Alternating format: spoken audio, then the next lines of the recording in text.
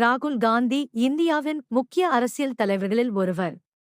அவர் ஜவஹர்லால் நேரு, இந்திரா காந்தி மற்றும் ராஜீவ் காந்தி ஆகியோரின் அரசியல் குடும்பத்தில் பிறந்தார். வெளிநாட்டில் கல்வி பயின்ற ராகுல் காந்தி 2004ஆம் ஆண்டு இந்திய அரசியலில் அதிகாரப்பூர்வமாக நுழைந்தார்.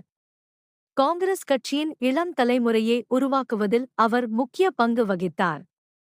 இளைஞர்களுக்கான அரசியல் மாற்றங்களை கொண்டு வர அவர் முயற்சி செய்தார்.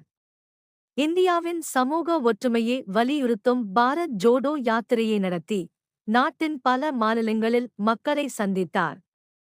பாராளுமன்றத்தில் தனது கருத்துக்களை தைரியமாக வெளிப்படுத்திய ராகுல் காந்தி சமூக நீதி, பொருளாதார சமத்துவம் மற்றும் ஜனநாயக மதிப்புகளை வலியுறுத்தினார்.